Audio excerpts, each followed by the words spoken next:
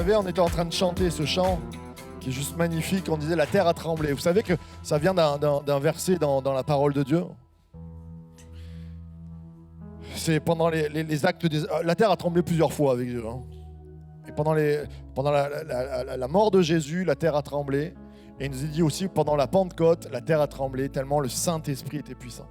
Je suis allé voir un film qui est en ce moment au cinéma qui s'appelle Oppenheimer. C'est la vie d'un scientifique qui a travaillé sur la bombe atomique, sur le nucléaire, sur la fission. Et quand on regarde ce film, on est juste bouche bée par la puissance que l'homme est arrivé à décupler. Et à un moment donné, tellement l'explosion est énorme que Oppenheimer va dire « Je suis devenu la mort ».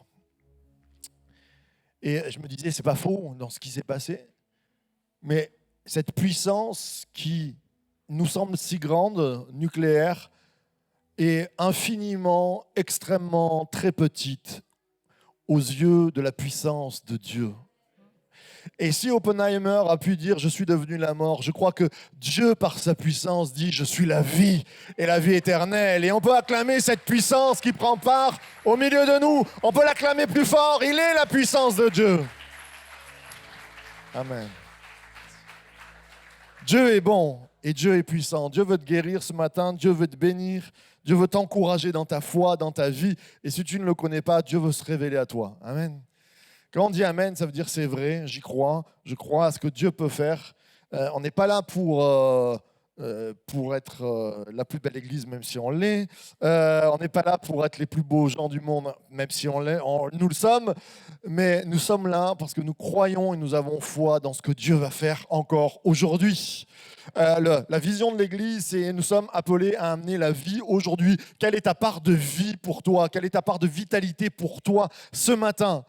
C'est bien les victoires d'hier, c'est bien ce qui s'est passé et il y a 50 ans. Je suis très content, je me suis fait baptiser il y a 29 ans, je crois à peu près. Mais ce que je suis encore plus content, je suis immensément dans la joie parce que Dieu aujourd'hui va faire quelque chose de nouveau, de frais pour toi et pour moi. Amen. Alors, tu peux te tourner vers ton voisin et lui dire, il y a quelque chose de frais pour toi ce matin. Les montagnes sont... Ah, alléluia. Alors, nous sommes sur une série, le Dieu de fête. Alors, je n'ai pas mis le Dieu de la fête, j'aurais pu, mais la fête, le Dieu de la fête, ça faisait un petit peu Seigneur Jésus qui boit du pastis et qui... Non, même si il buvait du vin, même si... mais il n'était jamais ivre. La fête, c'est pas dans la vision de Dieu faire n'importe quoi jusqu'à oublier qui on est. Non, la fête pour Dieu, c'est savoir qui tu es. Et ça te donne de la joie et on peut le fêter tous ensemble. Ce matin, il y a une identité à retrouver. Amen. Ils sont chauds ce matin devant. Il y a une identité à retrouver pour toi et pour moi. Est-ce qu'on fait partie du Dieu de fête ou on fait partie d'un monde en pleurs, d'un monde en dépression? Ce n'est pas parce que tu es en dépression que c'est ton héritage. Ce n'est pas parce que tu passes des moments où tu pleures que c'est ton héritage. Même si le peuple d'Israël est passé par le désert, il y avait un pays où coulait le lait et le miel qui l'attendait. Ce matin, je veux te dire que le Dieu Tout-Puissant est un Dieu de fête qui veut mettre ton cœur en fête. Il y a de l'espoir, il y a de l'avenir. Tu peux l'acclamer, oui, ce matin.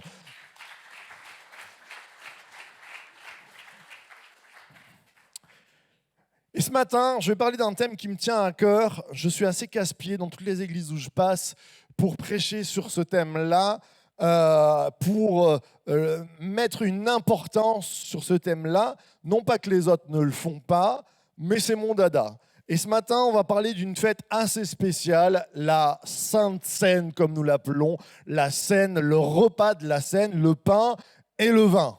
D'accord, chez les catholiques, l'hostie qui prennent avec la coupe de vin. D'ailleurs, moi je trouve les catholiques devraient un peu porter plainte parce qu'ils ne boivent jamais le vin.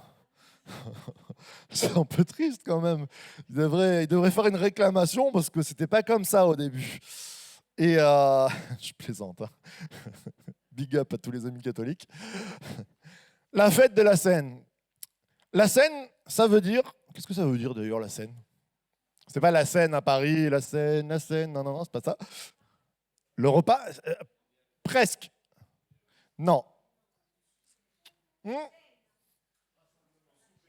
Bien, pasteur Laurie. Il est pasteur, il est bon, il est bon.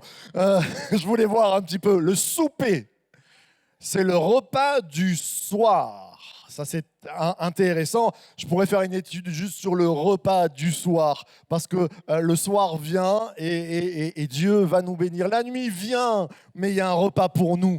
Je crois que plus les temps avancent, la parole de Dieu dit, la nuit vient où on ne pourra plus annoncer la lumière, mais en même temps, le repas, il sera toujours là. Quoi qu'il arrive, même si c'est très sombre autour de toi, la lumière, le repas de Dieu est toujours prêt. Et ce matin, on va parler de la scène. Alors comme je dis, moi c'est mon dada. À chaque fois, quand je suis arrivé dans cette église, et ce n'est pas une critique, mais on faisait le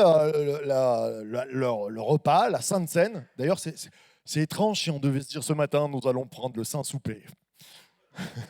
Vous avez vu comme on est traditionnaliste. Si je vous dis pas la Sainte Seine, personne ne comprend rien. Si je vous dis le Saint Souper, voilà, mais c'est le Saint Souper. On va changer le terme. Et quand je suis arrivé, c'était une fois tous les 15 jours. Il y a des églises même qui le font une fois par mois. Et ça me chagrinait. Alors, je sais pourquoi on fait ces choses-là, parce qu'on dit on le prend par habitude. La Bible dit il ne faut pas le prendre par habitude. Moi, je crois que tu peux la prendre une fois par an et la prendre par habitude. Et la prendre comme une tradition qui n'est pas du tout vivante pour toi. Et je pense que tu peux la prendre tous les jours et la prendre comme un renouvellement quotidien, vivant de ta foi avec Dieu. C'est ton état de cœur qui... Et je crois que c'est important parce que Jésus a dit « Faites ceci en mémoire de moi à chaque fois que vous vous réunissez. » Ouh. C'est pourquoi le mardi soir... D'ailleurs, le mardi soir, c'est plus biblique que d'habitude. Quand on le fait le mardi soir, c'est vraiment l'heure du souper. Parce que le dimanche matin, prendre un souper le dimanche matin, ça fait un peu étrange. Mais bon, je passe là-dessus. La fête de la Seine, la fête du Saint Souper, la fête du souper que Christ a voulu mettre, je crois que c'est une importance capitale, parce que Jésus a dit, ne l'oubliez pas, faites ceci en mémoire de moi. Je crois que ce matin, après la prédication, mon appel sera basé sur la Sainte Seine. Sur même moi, tu vois, je n'arrive pas à sortir de la Sainte Seine. Mais ce partage du pain et du vin, symbolique somme toute, mais qui représente un moment de joie extrême pour nos vies. Je suis passé, je ne dirai pas où, il n'y a pas longtemps dans une église comme nous, et alors c'était le moment de la Sainte Seine. Il faudrait grossir ma voix presque dans ce moment-là, tu vois. Et c'était un moment de crainte et de tremblement. Je me suis dit, on va peut-être sacrifier une personne sur la table de la Sainte Seine. Ça faisait peur presque. Et oui, nous ne sommes pas dignes de prendre le pain et le vin. Oui, c'est vrai. Et ce matin, nous rappelons que solennellement, nous sommes devant la table sainte. Et nous ne pourrons nous approcher devant Dieu parce qu'il s'est sacrifié. Wow. Et c'était un truc austère au possible. Moi, je peux l'entendre quelquefois. C'est vrai que quand on le prend par habitude et au-dessus de l'épaule, ça craint. C'est vrai. Mais c'est un moment de fête, c'est un moment de joie. Je vous rappelle que quand Jésus le fait, c'est un moment de repas pascal, un moment de joie extrême. D'ailleurs, le vin est symbole dans toute la Bible de joie. Et j'ai toujours... je suis assez casse-pied, je sais, mais même dans mon ancienne église, où quand je passais à la Sainte Seine, à chaque fois, je regardais les gens avec un grand sourire. Je disais « Bonjour, soyez bénis ». Les gens, des fois, on dirait que tu les sors de... Oh, il m'a parlé pendant la Sainte Seine. Mais c'est vrai. On est des supra-traditionalistes, quelquefois. Tu peux le faire une fois par mois et être... Qu'est-ce qu'il y a derrière l'esprit de ce repas, de ce pain et ce vin? Je crois qu'il y a un moment de joie extrême et on va le voir et on va l'étudier ce matin. Je veux que tu sortes avec ton cœur en joie, ton cœur en fête, parce que tu auras compris que derrière ce symbole du pain et du vin, mais il y a toutes sortes de bénédictions. C'est une bombe atomique positive pour ta vie. Waouh, c'est bon ça. Alors, à la fête de la Seine, on a vu le Saint Souper. On fait ça depuis que Jésus l'a institué, au travers de ce repas de la Pâque, et nous le faisons en mémoire de lui, un peu différemment dans certaines coutumes. Des fois, il y a du vin, des fois, il y a du jus de fruits, des fois, enfin, du jus de raisin, pardon. Des fois, il y a la Pâque, du pain sans levain, un peu croustillant, toutes sortes de manières. je ne crois pas que ce soit l'important, ce qu'on est en train de manger. L'important, c'est comment tu l'apprends, comment tu le vis. Alors, on va lire ensemble, on peut se lever, s'il vous plaît, si la santé vous le permet.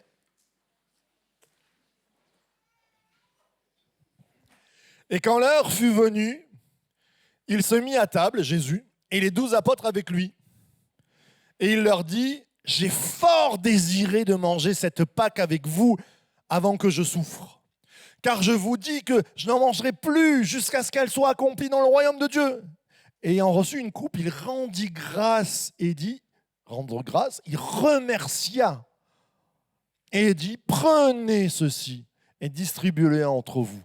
Car je vous dis que je ne boirai plus du fruit de la vigne jusqu'à ce que le royaume de Dieu soit venu. » Et ayant pris du pain et ayant rendu grâce, il rompit le pain et leur donna en disant, « Ceci est mon corps qui est donné pour vous. Faites ceci en mémoire de moi. » De même, la coupe aussi après le souper en disant, « Cette coupe est la nouvelle alliance en mon sang qui est versée pour vous.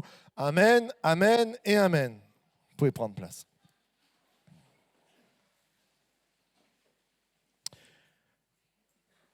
Donc, quand ce repas est institué, c'est à quelle fête? C'est la fête de...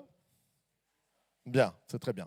On revoit les fêtes de l'Éternel, les 3 grandes fêtes de l'Éternel ensemble, qui sont Pâques, Pentecôte et... Alors, on va voir ensemble, je mets les images après. Pâques, c'est vraiment le sacrifice de l'agneau. C'est la délivrance, c'est cette libération. À Pâques, on mange de l'agneau. À Pentecôte, c'est la fête les prémices, de la moisson. Souvent, on avait les premiers céréales qui arrivaient, comme l'orge ou le blé, et donc souvent, c'était représenté par le pain. On mangeait du pain. C'est très intéressant, là où je vous amène, parce qu'on était en train de discuter. C'est une dame qui habite chez moi, que j'aime bien, qui m'a soufflé ça à l'oreille. Mon épouse, parce que les gens... Mon épouse, qui c'est cette dame qui habite chez toi, Marc? Mon épouse. Et elle me dit, Marc, quand tu prêchais, je pensais à la fête de la récolte. Qu'est-ce qu'on récolte en septembre? Et là, je l'ai regardé, je dis, il y avait plein de choses. Et j'ai dit, mais c'est vrai, le raisin, la vigne, septembre, c'est la vigne. Et j'aimerais vous amener ce matin juste à réaliser qu'à chaque fois que nous prenons le pain et le vin, nous pensons au sacrifice de Pâques de Jésus, nous pensons à la Pentecôte qui est cette moisson au travers du pain, au travers de ses prémices, et nous pensons aussi à la dernière récolte qui est la vigne, le vin. Et je crois que c'est un moment qui rassemble les 3 fêtes, c'est juste extraordinaire. Je ne sais pas si vous comprenez, peut-être que certains se disent « Ah, ça y est, il est reparti dans un délire vétérotestamentaire de l'Ancien Testament », mais les 3 grandes fêtes sont représentées au travers de ce simple petit symbole qu'on prend tous les dimanches matins, et que peut-être tu as oublié ce que c'est. Mais il y a la Pâque, il y a la Pentecôte, et il y a Soukhot, cette fête, on en a parlé, qui pour moi me fait penser au retour de Jésus, nous fait penser qu'on a une éternité à passer avec lui, que Jésus va venir nous chercher. Quand tu prends le pain et le vin, il y a ces 3 symboliques de Jésus est mort pour moi comme un agneau, il me purifie, c'est bon et je vais de l'avant. Le Saint-Esprit est au travers de ce pain, il passe aussi, il veut me remplir de vie, il est ma vie au quotidien, le Saint-Esprit. Et il revient, le Christ, au travers de ce vin. Alléluia. Alors ce matin, j'espère que je ne vous ai pas trop perdu, ça, rien que ça, au travers du pain et de vin, c'est pas juste, ah bon, c'est vrai, on se rappelle, Jésus nous a dit de faire ça. Il y a derrière la vision de beaucoup de choses. Dieu n'institue pas des moments comme ça à la légère, surtout quand il nous dit « faites ceci en mémoire de moi ». Et on va voir un petit peu. On va essayer d'étudier, on pourrait passer des mois là-dessus, mais de quoi ça va nous parler? Premièrement, je pense que la fête de la Sainte Seine, le moment de ce pain et ce vin, nous parle d'une fête de l'unité. Une fête où Dieu veut unir son peuple. Dieu veut unir son peuple simplement parce qu'il est Père. Je vous rappelle la grande, toute la quête de l'Ancien Testament, c'est savoir comment Dieu s'appelle. Dieu va se présenter, il va dire je suis l'Éternel, celui qui était, qui est, qui sera. Mais en gros, il se présente comme un verbe. Il se présente comme en disant j'étais, je suis, je serai. C'est super. Mais quand Jésus, on lui pose la question, on lui dit mais on va prier qui? On s'attend à Adonai, on s'attend au Seigneur, on s'attend à l'Éternel, on s'attend à... Et l'ultime révélation de Jésus, pour Dieu, la prière, c'est notre Père. Il va dire, quand tu pries, tu peux t'approcher et dire notre Père, parce que Dieu a voulu unir. Qui dit Père dit enfant, et nous sommes les enfants de Dieu. Et quand nous prenons le pain et le vin, nous sommes à la table du Père, assis à la table du Père, comme ses enfants. Et il y a une parole d'unité qui est importante à comprendre. Quand tu prends le pain et le vin, si tu ne comprends pas que tu es uni avec tous les croyants du monde, eh bien, tu es dans le péché. Oh. Ah oui, le péché, c'est pas forcément, comme je vous le dis souvent, c'est pas que la drogue, c'est pas que taper les gens, c'est rater le but. Et Dieu a des buts au travers de ses fêtes. Il y a des symboles. Au travers du pain et du vin, il y a un symbole très fort. C'est un symbole d'unité. On l'a vu ensemble, il y a déjà une unité trinitaire. Sur les 3 fêtes, je reviens en arrière, hop là, ces 3 fêtes-là. Si je pouvais dire, la première, moi, elle me fait penser au Christ, c'est le sacrifice de l'agneau. La deuxième me fait penser à l'Esprit, parce que c'est la Pentecôte. Et ça vient nous parler, et ces 3 fêtes. Et la dernière, pourquoi ça va me parler du Père? Parce que ça nous parle du retour de Jésus, mais Jésus a dit, je viens vous chercher, car le Père a beaucoup de demeures, et il vous a préparé une place dans la maison de mon Père. Ça nous parle du Père, le Père qui veut nous réunir. Et le royaume des cieux n'est pas qu'une illusion ou une espérance de ce qui va venir, ça prend déjà place. Le royaume des cieux est quelque chose qui se construit dès à présent dans ton cœur et qui va jusqu'à l'éternité. Mais ça veut dire que quand je vais prendre le pain et le vin, il y a Christ, il y a l'Esprit et il y a notre Père qui nous attend. Dans cette unité trinitaire où les 3 sont unis, c'est pas rien. Je prends le pain et le vin, c'est pour ça qu'on ne le prend pas à la légère.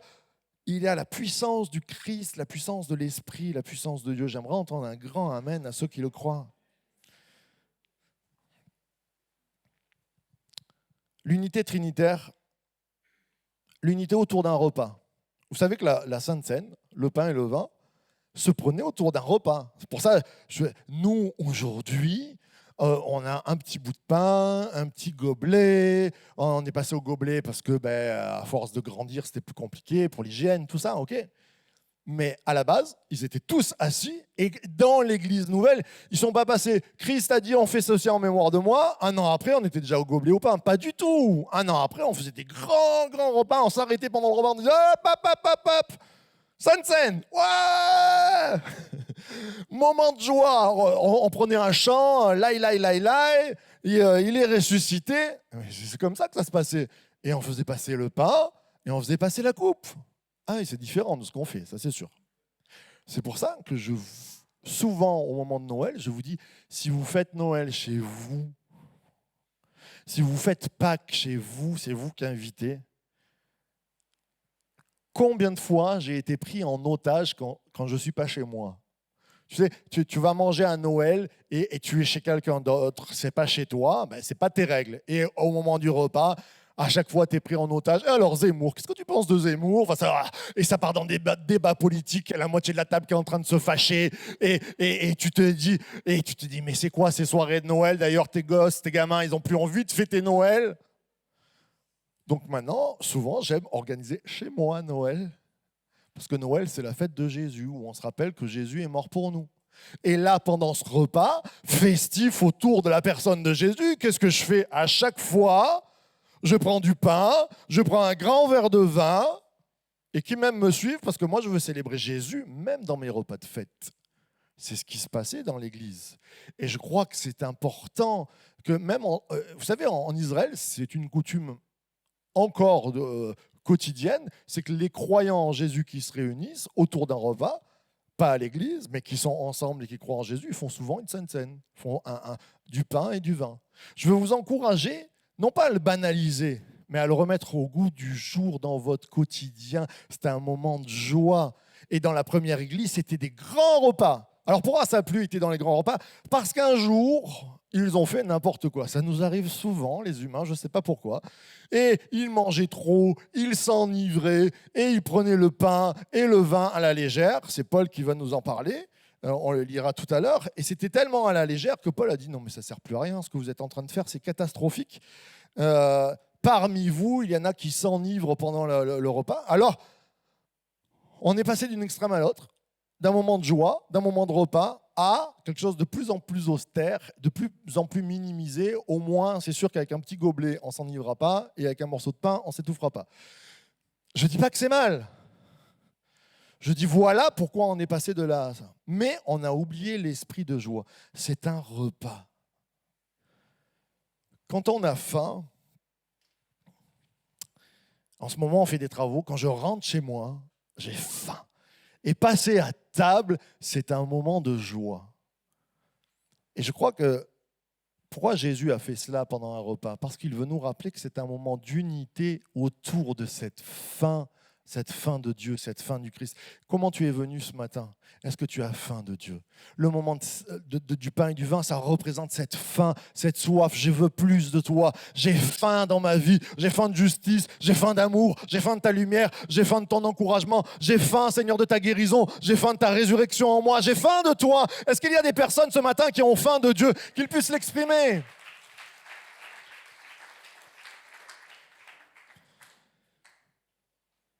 L'unité autour d'un repas, Jésus a dit, dans Apocalypse 3,20, « Voici, je frappe à la porte et je me tiens devant la porte. Celui qui m'ouvre, j'entrerai chez lui et je déjeunerai avec lui. » Je fast-fooderai avec lui. J'ai pas trop le temps, comme Pasteur Marc, à plat. Un petit, et après je m'en vais. Non, qu'est-ce qu'il a dit? Je souperai. Ça nous rappelle le souper, le saint souper. Dieu veut agir dans nos vies, il veut venir souper dans nos vies. Il veut prendre ce temps, nous unir. Alors je vais vous lire ce passage que je n'ai pas affiché, mais on va le lire ensemble. C'est Paul qui va reparler de la Sainte Seine et qui va parler de ce moment que nous faisons, de ce repas. Et chez les Corinthiens, il y avait un peu des problèmes, c'est vrai. Quand on me dit « Oh, moi, mon rêve, c'est l'église primitive. » Je lis 1 Corinthiens et tu comprendras que pour Paul, ce n'était pas tout à fait un rêve. C'est vrai, il y avait des gros problèmes que j'espère ne jamais avoir ici. « Car moi, j'ai reçu du Seigneur ce que je vous ai transmis. Le Seigneur Jésus, dans la nuit où il fut livré, prit du pain. Et après avoir rendu grâce, le rompit et dit « Ceci est mon corps qui est pour vous. Faites ceci en mémoire de moi. » De même, après avoir soupé, il prit la coupe et dit « Cette coupe est la nouvelle alliance en mon sang. Faites ceci en mémoire de moi, toutes les fois que vous en boirez. Car toutes les fois, et maintenant il revient, car toutes les fois que vous mangez ce pain et que vous buvez cette coupe, vous annoncez la mort du Seigneur jusqu'à ce qu'il vienne, son retour. C'est pourquoi celui qui mangera le pain et boira la coupe du Seigneur indignement sera coupable envers le corps et le sang du Seigneur. » Et là on tombe dans un... Que chacun donc s'examine soi-même, et qu'ainsi il mange du pain et boive de la coupe. Car celui qui mange et boit sans discerner le corps du Seigneur, mange et boit un jugement contre lui-même. C'est pour cela, qu'il y a parmi vous beaucoup de malades, d'infirmes, et qu'un assez grand nombre sont décédés. Attention, c'est maintenant. Si nous nous jugions nous-mêmes, nous ne serions pas jugés. Mais par ces jugements, le Seigneur nous corrige afin que nous ne soyons pas condamnés avec le monde. Ainsi, mes frères, lorsque vous vous réunissez pour le repas, attendez-vous les uns les autres. Si quelqu'un a faim, qu'il mange chez lui afin de ne pas vous réunir pour attirer un jugement sur vous. Amen. Qu'est-ce qui se passe? La Sainte Seine était devenue n'importe quoi. Et Paul va dire... Et je comprends aussi les églises à un moment donné, qui à un moment donné on bloque, à un moment on dit c'est austère. Non, ça c'est un warning. On fait attention à ne pas faire n'importe quoi parce que là, on ne fait plus la fête de Dieu, mais on fait n'importe quoi et on bafoue. Ça doit rester une fête dans notre cœur. Attention. Mais Paul dit quand on fait n'importe quoi, il y a même parmi vous des malades et même des gens, alors c'est très intéressant, qui sont décédés, c'est une traduction qu'on peut prendre, mais qui se sont endormis. C'est exactement le même mot. Et je crois que nombre de nos églises, ils ne sont pas mortes, mais quelquefois elles sont endormies parce que nous ne réalisons plus ce moment du pain et du vin. Ce moment où Jésus est présent, où le Saint-Esprit est présent, où le Père est présent et que nous prenons une coupe de délivrance. Nous prenons une coupe spirituelle, nucléaire, atomique, extraordinaire qui peut changer ta vie au quotidien et qui peut faire de toi un nouvel être. C'est ça qu'il faut réaliser. Dieu est parmi nous. Et quand nous ne réalisons plus ces choses-là, alors nous tombons sous un jugement catastrophique. Pourquoi je vous parle de l'unité au travers de ce texte? Parce que ce texte nous parle d'unité. Certains mangeaient, certains ne mangeaient pas. Certains s'enivraient, certains n'avaient même pas le droit de prendre le... C'était une désorganisation totale. Et Paul est en train de dire, il faut qu'il y ait l'unité entre vous. Et celui qui ne discerne pas le corps de Christ, alors on peut dire c'est le pain, le vin, le corps du Christ, la chair, mais plus on lit ce passage, plus on découvre que le corps de Christ, c'est aussi, et Paul va en parler, l'Église. C'est là où je veux vous amener ce matin, c'est que c'est une fête de joie parce que nous sommes unis. Et nous le savons, et nous sommes tous passés par là, quand dans une église, il y a de la désunion, c'est pas bon, hein, c'est plus la fête. Hein. Je ne sais pas si ça vous est déjà arrivé. Quand nous venons à l'église, qu'on a un peu le nœud, là, on a un peu la boule et que ça commence à mal parler et que ça commence à critiquer et ça commence à dire d'un tel « Ah, nanana, t'as vu ce qu'il a fait ?» tout ça. Et là, si on prend le pain et le vin dessus, on tombe dans le jugement. Paul est en train de nous rappeler que Jésus est mort pour que nous soyons unis. Il a fait de nous, pas des peuples, il a fait de nous un royaume, un peuple. Ni homme, ni femme, ni esclave, ni homme libre, ni juif, ni grec, ni italien, ni français, ni marseillais, ni PSG. Alléluia.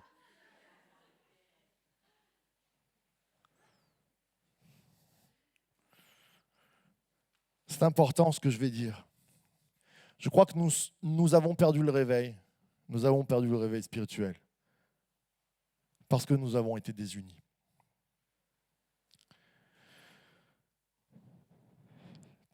L'histoire du pain et du vin revient souvent. L'histoire des sacrifices revient souvent dans la Bible. Il y a une histoire qui est terrible pour moi, c'est celle de Caïn et Abel, où Abel va offrir un sacrifice, il va offrir un agneau.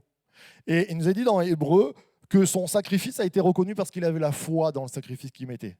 Et Caïn, lui, il n'est pas marqué. Ça veut dire qu'il a fait un sacrifice par tradition. Il est venu à l'église par tradition. Ses parents y venaient et lui, il vient tranquillement, mais il a amené un feu étranger, c'est-à-dire un feu qui n'a pas de foi.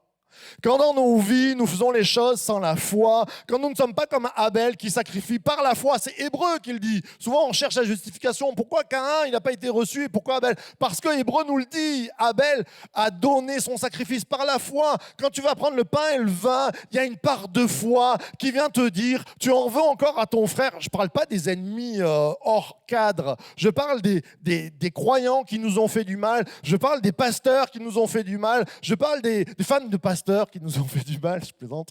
Mais je parle de toutes ces personnes qui nous ont quelquefois presque aigris à cause de nous peut-être, ou à cause il y a des choses qui se sont passées et on a retenu ça. Et je vais te dire, mon frère, ma soeur, c'est légitime que tu le retiennes. C'est purement légitime, humainement. Mais devant Dieu qui a mis une table jusqu'à sacrifier son fils pour que nous soyons unis, ce n'est pas légitime.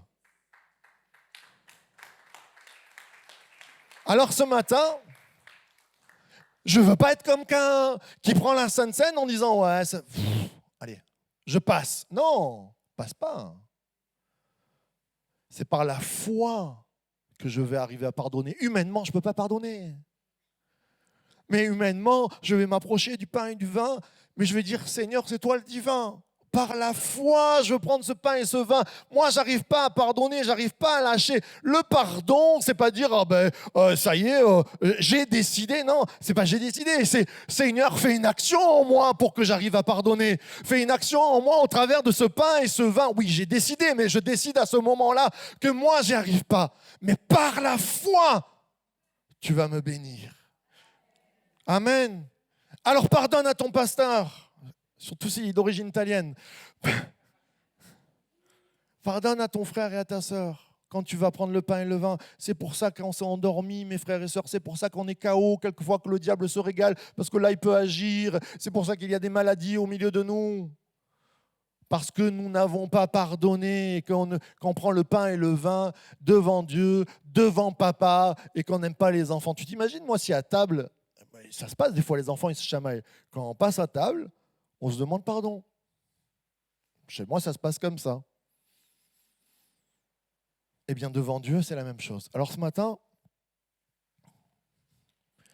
je sais, ça va racler quelques fonds spirituels, hein, mais ce matin, on va s'approcher de la puissance de Dieu hyper-nucléaire,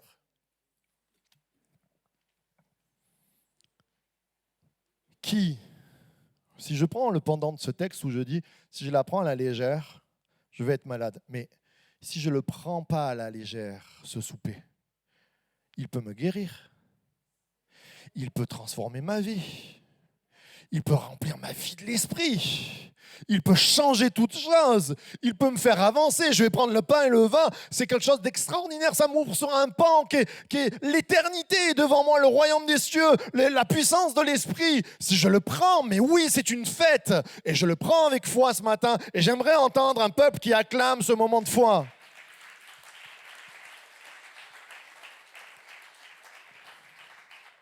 Seigneur, on n'a pas fini, il n'y a pas d'horloge, j'ai pas de montre, vous êtes mal ce matin. C'est pas grave. Alors, cette fête, c'est la fête de l'unité, c'est la fête du pardon, et on vient de le lire. Et je crois que c'est un moment où on va comprendre que si Jésus est mort pour moi, on doit se pardonner. Moi, il y a des choses, des fois, qui, dans l'Église, je crois que le plus gros choc de ma vie, niveau colère, animosité, haine, esprit de vengeance qui me sont passés par la tête, c'est dans l'église. Pas ici. Je vous promets, c'est pas ici. Mais parce que quelquefois, tu t'attends pas, tu te dis entre frères et sœurs quand même. Et le Seigneur nous amène à la table du pardon. Et moi, ce matin, vous pouvez faire confiance à votre serviteur qui prendra le pain et le vin en s'examinant et en disant, Seigneur, je gratte un peu dans ma tête. Il y a des personnes que Seigneur, par la foi, je prends ce pain et ce vin et je dis, transforme la situation, apaise mon cœur, je te lâche cette colère. Seigneur, je te remets tout et je veux pardonner parce que, Seigneur, tu m'en donnes la force. Amen. C'est la fête du pardon, bien sûr, parce que l'Église est un corps et que nous voulons être pas endormis mais réveillés, mais c'est le sacrifice de Jésus. Jésus, quand il dit, attention, je donne le morceau de pain, c'est ma chair. Le vin, c'est mon sang, qui est à la croix. On veut se rappeler. Et ça, c'est un moment... C'est étrange, le royaume des cieux. Parce que c'est un moment solennel. Bien sûr, c'est la mort de Jésus. Et en même temps, c'est la plus grande victoire que l'humanité ait pu connaître. Quelquefois, il y a des matchs de foot que tu regardes à la dernière minute. Je sais, j'en ai vécu un, mais moi, du mauvais côté. Dernière minute, 4 minutes de prolongation. On croit qu'on a gagné. Bam, c'est l'équipe adverse qui gagne. Waouh, dernière minute, un rebondissement extraordinaire. Mais là, à la dernière minute, quand le diable croit avoir gagné, quand l'humanité se tourne vers la croix en disant, les apôtres, on a perdu, le Messie, c'est fichu, alors c'est là, à la dernière minute, que Jésus donne son corps, sa vie, et il y a la plus grande victoire pour ta vie, pour ma vie. Ça, c'est extraordinaire, on peut l'applaudir plus fort. Jésus change tout. Quand tu prends ce pain et ce vin, c'est le pardon de ce que tu as fait dans toute ta vie. C'est ça la puissance plus que le nucléaire. C'est-à-dire, Seigneur, je passe devant toi. J'ai fauté cette semaine, j'ai fauté dans ma vie, j'ai pas été bien. Seigneur, je te demande pardon. Il y a un Karcher qui vient enlever toute la crasse de nos vies, qui vient nous bénir dans les moindres recoins et qui vient te dire, tu peux repartir à zéro. La fête du pardon, elle est extraordinaire. J'aimerais vous lire un passage qui se trouve dans 1 Timothée 2,8, je le connais, qui dit « Je veux donc que les hommes prient en tout lieu, levant des mains pures pures ou des mains sanctifiées, saintes, sans colère et sans, alors c'est Darby qui dit, sans raisonnement. Je veux qu'en tout lieu, des hommes, c'est Paul qui va le dire ça, puissent élever des mains saintes, des mains pures. Mais comment tu veux élever des mains pures ? Quand j'étais plus jeune, des fois j'arrivais, le leader de louange disait « Levez les mains devant Dieu ». Je me disais « Waouh, mes mains ne sont pas pures, mon cœur il n'est pas pur, j'ai fait des choses qui ne sont pas bonnes, je ne suis pas bien devant toi, Seigneur, comment je fais ?» Ben, comment tu fais ? Personne ne fait. Il n'y a pas quelqu'un dans cette pièce qui puisse dire « Je suis né pur et je peux lever des mains pures. Je suis extraordinaire. » Élevé au pied de Gamaliel et tout ça, non. Tous les dimanches matins, quand je chante le Seigneur, je dis « Seigneur, je vais lever mes mains, mais purifie-moi. » Et quand on prend le pain et le vin, « Seigneur, je ne suis pas pur, mais toi, tes mains, elles ont été percées pour que moi, les miennes ne soient pas percées. Seigneur, ton sang a coulé pour que mon sang ne coule pas et que je sois purifié. Seigneur, par ta puissance, je peux être purifié. Seigneur, j'élève des mains. Est-ce que je peux voir des mains qui croient ce matin ? Juste des mains qui se lèvent et qui disent « Seigneur, on croit en ton sacrifice, tu vas nous laver encore, tu nous guéris, tu nous bénis. » Amen. Je lève ces mains, je le crois, des mains saintes, sans colère. Et je parlais de l'unité. On a de la colère des fois. On va l'abandonner, cette colère, ce matin. Laisse ta colère, elle ne sert à rien. Le pardon, c'est ça. C'est juste merveilleux, le pardon. C'est parce que ça enlève cette colère. Et sans raisonnement. D'ailleurs, je vais demander les mains de la pianiste, s'il te plaît. Alors, Darby dit, sans raisonnement. Tiens, c'est intéressant. Le passage, alors moi je vais le lire dans mon 1 Timothée à moi, qui n'est pas du tout Darby. Et moi, mon 1 Timothée 2,8, il me dit, ni contestation. Quelquefois, c'est sans doute. Ce matin, quand je vais croire en Dieu, il y a toujours une de ces parts de doute qui dit « Ah ouais, mais moi, Marc, si tu savais ce que j'ai fait,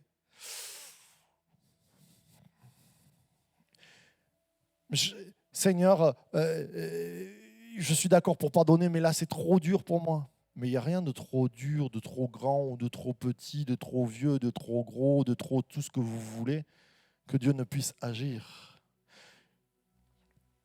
Quand on dit ça, c'est comme si on disait « Seigneur, il est mort à la croix une moitié. On l'a cloué juste une moitié, mais il n'est pas tout à fait mort, il est resté en vie. » Non, le Seigneur s'est donné pleinement. Il a donné sa vie pour que toi, entièrement, tu aies la victoire complète. Et ce matin, je crois que c'est important qu'on puisse le réaliser, que nous puissions avoir des mains saintes, sans colère, mais sans raisonnement, dans le sens, oui, bien sûr, on est intelligent, tout ça, mais se dire, Seigneur, tu peux au-delà de mon raisonnement. Tu peux au-delà de mes sentiments. Tu peux au-delà de ma douleur. Tu peux au-delà de toutes les catastrophes qui me sont arrivées. Tu peux au-delà de ma foi. J'aime cette parole qui dit « Seigneur, viens au secours de mon incrédulité ». C'est ça, sans raisonnement. C'est dire « Seigneur, j'ai de l'incrédulité dans le cœur, mais ce matin, on va prendre la Sainte Seine et on va y croire. » Et puis, je terminerai par là, c'est la fête de la résurrection. Ce matin, il va y avoir des résurrections. Alléluia! Amen! Et je ne peux pas prêcher en disant « Ce matin, il va y avoir des résurrections. Pleurons ensemble. » Non, mais non! Il y a de la joie pour nous ce matin. Il y a cette espérance que Dieu nous a préparé un après, mais que le royaume des cieux commence maintenant. Il est dès à présent et ton âme peut ressusciter. Ton esprit peut être repris, renouvelé. Ton corps guéri. J'aimerais ce matin, on parle de résurrection, et je crois que le Seigneur peut ressusciter ce qui est mort en toi. Mais on croit aussi à la guérison. Alors ce matin, on va prendre la Sainte Seine. Pas maintenant, les équipes sont prêtes déjà. Hop là. Quand on prendra la Sainte Seine, s'il vous plaît, on va faire quelque chose. C'est qu'ils vont distribuer le pain et le vin, vous le gardez. Vous ne prenez pas. Sinon, jugement tombera sur vous. L'apocalypse se déchaînera. Non, je plaisante. On la prendra ensemble. On va tous le prendre en même temps. On va le garder. Et puis, à un signal donné, on le boira et on mangera ensemble pour l'unité. Je ne le fais pas tout le temps, mais là, ce matin, on va le faire ensemble pour dire, Seigneur, je le prends en unité, avec peut-être des frères qui ne sont pas ici, dans notre église, qui m'ont fait du mal, mais Seigneur, je te relâche ces choses. Seigneur, je veux prendre ce pain et ce vin parce que je crois que tu vas me bénir. Et puis après ce temps-là, je ferai un appel à la guérison. Parce que je crois que Jésus va guérir. Si on fait les choses dans le bon ordre, si on est dans l'unité. Eh bien, si Paul dit on le prend sans discerner, il y a de la maladie. Si on le prend en discernant, il y a de la guérison ce matin. Alors je vais appeler Louane ce matin pour vous témoigner que Dieu agit et puissamment. Vous l'avez entendu à son baptême, mais il manquait quelques résultats et elle vient nous confirmer quelque chose d'extraordinaire. Merci, on peut l'accueillir. Bonjour. Alors du coup, je me suis fait baptiser fin mai. Et pour ceux qui n'étaient pas là, j'ai témoigné sur le fait que j'avais une maladie de l'adénomiose, de l'endométriose interne. C'est une maladie de l'utérus qui est incurable et qui ne se soigne pas aujourd'hui. Et en fait, j'avais reçu qu'il fallait que je laisse ma maladie entre les mains de Dieu, car il allait me guérir. Et c'est ce que j'ai fait. Et quand Marc a témoigné, a prêché sur la guérison, j'ai arrêté mon traitement et j'ai laissé ma maladie entre les mains de Dieu. Et lors de mon baptême, j'ai témoigné sur cette guérison progressive, car il restait un kyste sur mon ovaire, et j'ai dit que je reviendrais. Et après le baptême, ce kyste, il m'aura valu un combat, car j'ai fini à l'hôpital parce que ça m'a créé des douleurs horribles. Et j'ai demandé à Jen et Laurie de prier pour moi. Et quand Laurie a prié, il a demandé à ce que je sois guérie et que le lendemain matin, quand je me réveillerai, j'aurai plus de douleur. Et c'est ce qui s'est passé. Et depuis, j'ai plus aucune douleur et je suis complètement guérie. Gloire à Dieu, super. Et le gynécologue a confirmé, c'est ça hein? J'oublie ce détail. Et j'ai revu le gynécologue il y a quelques jours et qui a dit qu'il ne voyait plus rien et que tout était parfait. Voilà.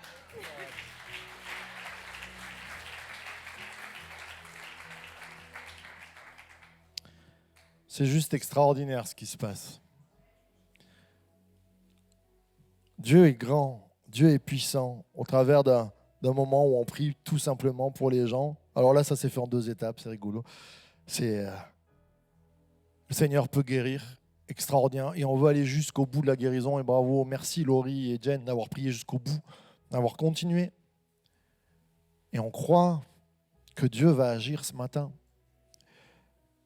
Je termine en parlant de ce point sur la résurrection.